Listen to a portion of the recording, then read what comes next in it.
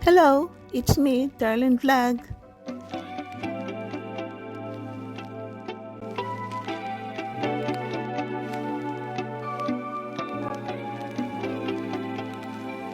Good morning mga kalingap, good afternoon, good evening mga kachumkar. It's me, Darlene Vlog.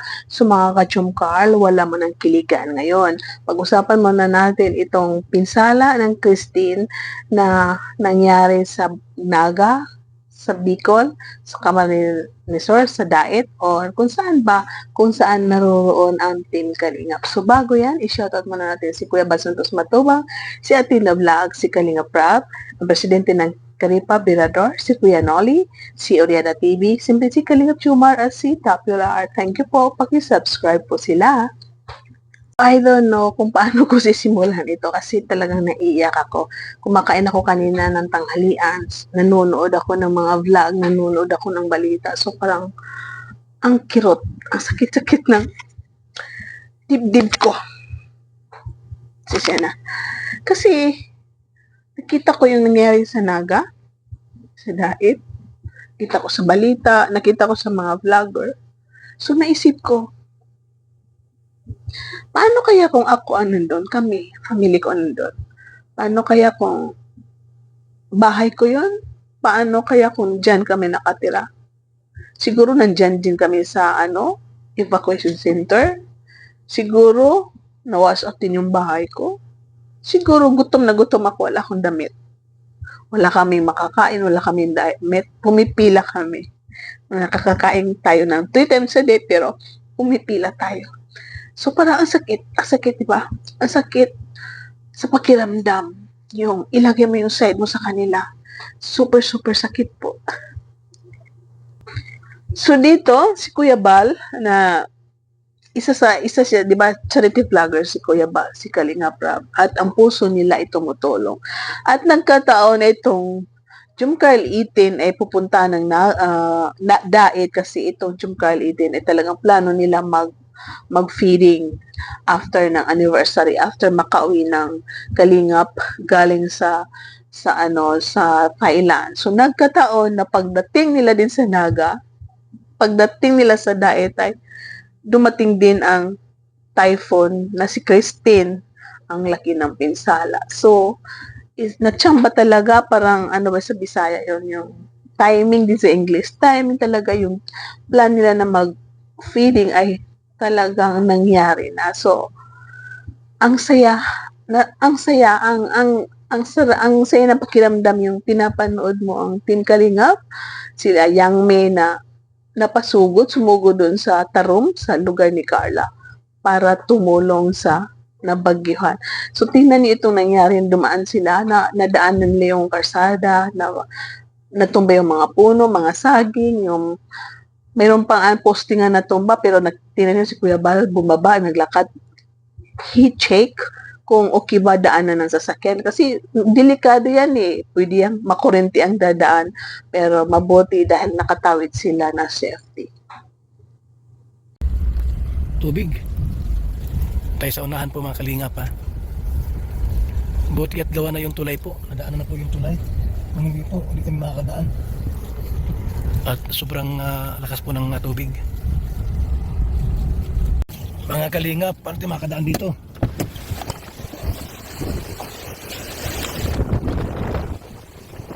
Oh! Hindi pa rito! Oh, kaibigan ako, dito pa rito.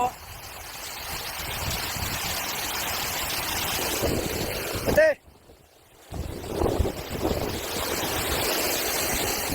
Ba yung poste? Asal!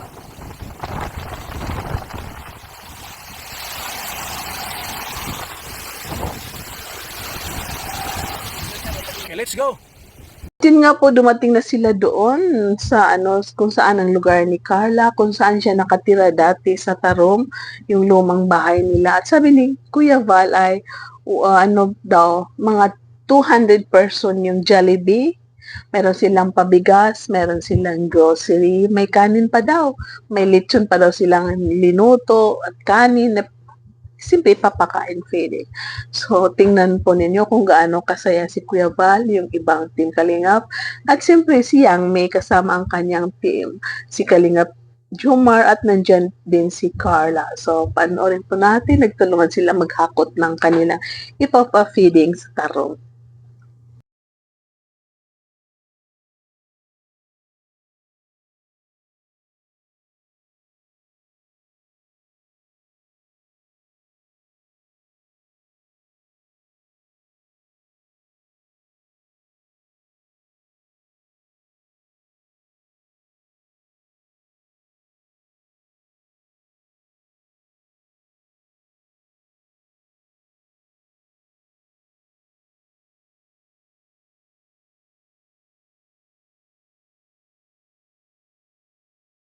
Naman ako. Oo. Kaya ako naman Kuya Val. Sa Jollibee ka, yan? Sa Jollibee ako. Oo, Jollibee ka. Yun o, yung karton. Jollibee na tayo kasi mga Tama-tama yung dalawang, ano yan? Nag-vlog kita, oh. Nag-vlog ka, oh. At siyempre, kasama sa programa ni Kuya Val yung magsayo ng team Kalingap, di ba? So, yan po. Masaya. Kita natin na cute sila. So, after ng programa nila, siyempre, welcome remarks, mga wisdom ni Kuya Val salita pa si Yang Mi, si Jomar. So, ito, nag-feeding sila. Namigay sila ng Jollibee doon sa mga bata. Nag-line, word of 200 daw. Namigay sila ng grocery bigas sa mga nanay. At ang saya-saya nila. Kung marinig mo siyang tawa ng tawa. Si Kuya Val, maingay. Ganyan talaga, maingay siya. Yung mga kasamahan, makita niyo yung mga taong pumipila na parang sabik na sabik sila sa tulong. Sabik na sabik sila ng tulong.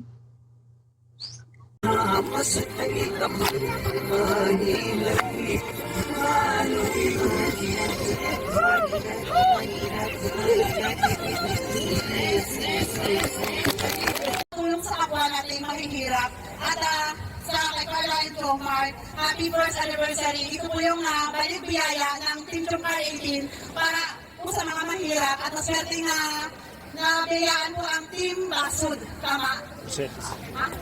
Team Tarong. So congratulations.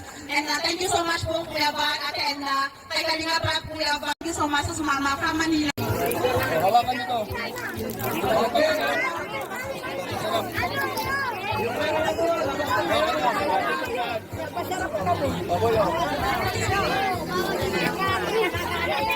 Sorry po kung naiyak tayo.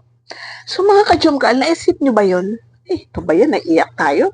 Pasensya na po kasi talagang iyakin ako eh. Ako yung isang tao na madaling maawa. Pero ganito lang tayo eh. Wala tayong kalakasan, wala tayong malaking ano ba yung ayun, gets nyo na ibig ko sabihin, parang speechless ako sa mga bagay na yan. So ito, isipin nyo mga ka-Jomkar, kung hindi na scout si Carla, naisip nyo ba, naisip ko, kung hindi siya na scout, nandiyan siya. Isa siyang pumipila sa mga taong nagkahati ng tulong. Siguro kung hindi na scout si Carla, nandiyan din si Nanay Nancy, ay si Nanay Cynthia, naka-line para tumanggap ng tulong. Nandiyan si Carla, naka-t-shirt, naka-jogging pants, naka-chinelas, tumatanggap ng tulong galing sa mga tumutulong, mga charity vlogger. Diba? So ngayon nakita niyo si Carla nang tumutulong. Luha natin. So, di ba? Ngayon, si Carla na isa na siya sa charity vlogger.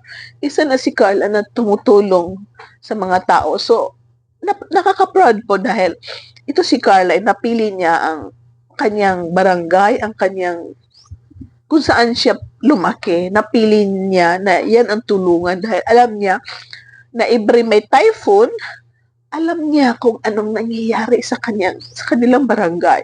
Alam niya kung anong sitwasyon ng mga tao doon. Na-feel niya kung anong nafe-feel ng mga tao doon tinamaan ng bagyo. So, talagang feel na feel ni Carla kung anong nangyayari doon. So, ito na nga timing din na dumating ang Christine na bagyo.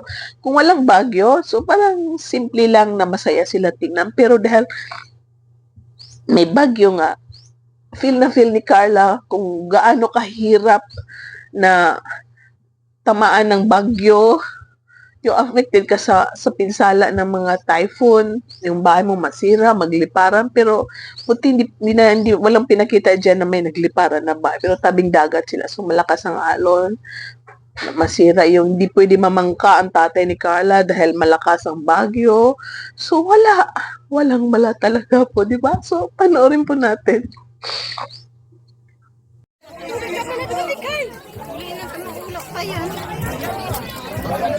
Ano magbalik ka dito? Wala ko muna kasi ano si Bibi. So, dito naman tayo kay Jomar. Kung wala si Jomar dyan, hindi siya charity vlogger. Si Jomar ay nasa Naga. Nasa Toyota siya. Na-imagine nyo ba na-imagine ko? Yung binagyo, binaha ang buong Naga. Ang SM, ang mga mall, ang mga tindahan na bungalow, pinasok ng tubig. So, kung hindi nag-charity vlogger si Jomar, nandiyan pa rin sa Toyota, naisip ko, diyan siya, walang trabaho dahil bagyo. Baka si coffee niya lumutang din sa tubig. Walang balita ngayon. Ang nasabi lang na safety ang mga kapatid ni Jomar. So, wala ko nakitang post na si hindi pala coffee, si Rice. So, wala ko nakitang post na si Rice ay lumutang sa tubig. So, I don't know. Maybe I will ask Jomar later kumusta si Rice, yung luma niya sa sakyan. So, ma-imagine niyo ba mga ka-Jomcar lang naiisip ko yung palagay natin, hindi charity vlogger si Kalingap Jomar doon sa Naga, di ba? Isa siya sa ganyan, sa tutulungan. Tapos si Carla, pumipila doon. Wala si Jomar doon. Diba? So, God is so good. All the time is God is so good. So, talagang future ng Panginoon na ito si Jomar ay magiging charity vlogger. Magiging charity vlogger sa Team Kalinga para tumulong. A future talaga, plan talaga ng Panginoon. At so, si Carla ay umahon sa hirap para makatulong sa kanyang barangay. Di ba po mga ka-Jomcar? So, God is so good. Napaka-sentimental ko. Pasensya na po ha. Kung baka natatawa kayo. Sabi niyo, iyakin si Founder Darlene, iyakin si Darlene Vlog. So, pasensya na. Talagang napaka-sentimental ko. Isa kong taong iyakin. Pero, naiyak ako sa awa. Naiyak ako sa yung awang-awa ako. Awang-awa ko, ninalagay ko sa sarili ko, pero God is so good. Sana ang lahat na tinamaan ng bagyo, okay kayo. Sa mga kasamaan ko sa Jomcar, I will pray na okay kayo lahat. Team Kalingap, si ang bahay ni, napanood ko, si G. Brad. Wala, wash out ang bahay nila. Nasa sila yung sa gym na doon ng mga nagsitaka sa yun nga, na-wash out ang loob ng bahay ni G. Brad. I don't know sa ibang Team Kalingap. Sana okay kayo, walang buhay na nawala at yung lang yung gamit. Pasensya na mga ka-Jomcar. Pagdugtungin natin itong si Kalingap Rap, 2 araw na. 3 araw na ba? 3 araw nang lumilingap sila. Idugtong na lang natin, di ba? Makikita mo yung mga taong nakangiti habang tumatanggap ng pagkain. Ipalagay natin 2 tabo na na bigas, grocery, kahit ganun lang kalit ang bigas, ang saya-saya nila. Laging may thank you po, salamat po. Diba? Tapos makita mo ang tuwa sa mukha ni Kalingap Rap, makita mo ang saya sa mukha ng mga keyboys, si Kalingap, lahat ng Kalingap na sumama kay Rab. So talagang ang saya, diba? So, itong mga tao na ito ay nabigyan ng, ipalagay natin, 2 kilos of rice, 2 sardinas, noodles. So, diba? Ang saya tingnan. Paano yung hindi naabot ng tulong? Diba? Paano yung hindi na-reach out ang mga charity vlogger? Ang hirap talaga, no? Naawa nga tayo sa nabigyan. Naawa tayo sa naabutan ng tulong. Paano yung hindi naabutan ng tulong? Ito mga kalingap. At dahil nga kay Jovi, napili natin ang barangay na ito para bigyan ng kunting tulong. Sabay po. Alright. Panoorin nyo ha. Kalingap ra. Guys.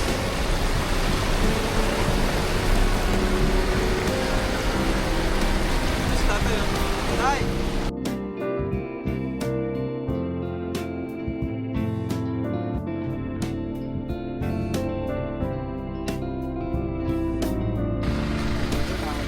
Nangyari dyan? Bahala. Po, ingat po kayo.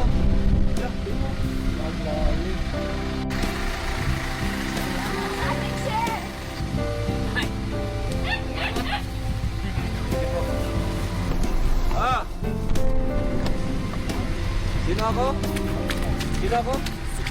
Minsan, naiinis ka sa Senado. Bangayan ng bangayan sa Senado. Unahan ng mga batas. Gumagawa ng batas, nagbabangayan para i-approve ang mga batas na gusto nila sa Pilipinas. Pero lalo silang dumadami ang batas nila na dapat sundin. Lalong naghihirap ang Pilipinas. Lalong ganito. Every year, may nababagyuhan ng mga lugar. Dito sa amin sa Butuan, every December. So, I expected talaga na this December mayroon naman baha. So, selected area. Mayroon kasi may malaking tulay din dito eh. So, di ba? So, 2013, naku, grabe yung nangyari din dito sa Butuan. Ang daming bahay na lumitaw, na anod, na wash out. So, may mga lugar talaga sabi nila first time ito nangyari. So, alam niyo yung sa Bible na mangyayari ito, sign of the times. Mangyayari ito, guys, mga kajumka, mga kalingap. Sign of the times, before dumating ang Panginoon, mangyayari ito. So, pagkatapos ng Naga, Batangas, baka naman, di ba? Baka saan na naman, palit-palitan niya. So, di ba sabi ng Panginoon na yung whole world, babahain niya. So, hindi niya ata gagawin na yung buong buo, parang dito naman sa ganito, dito naman sa ganito, dito naman sa ganito. I don't know. Kasi na-send up that na sabi, di ba yung nangyari sa flood na promise na wala na daw bagyo na ganun? Na gumawa ng boat si Noah. Kaya baka yun nga, utos ng Panginoon na gagawa para sumakay sila doon. So, di ba? Huwag natin mag-usapan ng Bible dito. So, pag-usapan natin ngayon ng paano makatulong. So mga kachumar, mga kalingap, kung mayroon kayong tulong, kontak Kuya Val Santos Matubang, Kalingap Rab at Edna. Yung 3 million na subscriber po nila, huwag kayong magbigay, huwag kayong mag-reach out sa mga 500,000, 100,000. No. Fake account po yan. Reach out ninyo yung 3 million ni Kalingap Rab kay Kuya Val. Daming account si Kuya Val sa Facebook eh. So, ako, pwede rin reach out yung mga founder para kausapin si Kuya Val, iabot sa kanila. Pero mas mabuti po, kung gusto nyo tumulong, i-reach out niyo si Kalingap Rab, si Kuya Val Santos Matubang po, para makatulong din kayo sa mga affected sa ganitong kalamidad. So, maraming salamat sa Team Kalingap. Dahil sa Team Kalingap, nakatulong kayo sa mga mahihirap. Diyan, na-scout niyo yung mga tao sa diet, kung saan pansulok ng may mga charity vlogger. We are so proud of you, kami mga taong mababa lang ang buhay. We are so proud to all the charity vloggers na hindi magawa ito ng Senado na maglakad, magpayong dyan sa putik para maghati ng tulong, pero nagagawa ng charity vloggers. Mabuhay ang Team Kalingap. Thank you sa lahat na sa nanonood ng ating video. Please, pasensya na po. Talagang ganito lang tayo. Ang puso natin ay masakit. Nasasaktan ako, pero masaya ako dahil natulungan sila.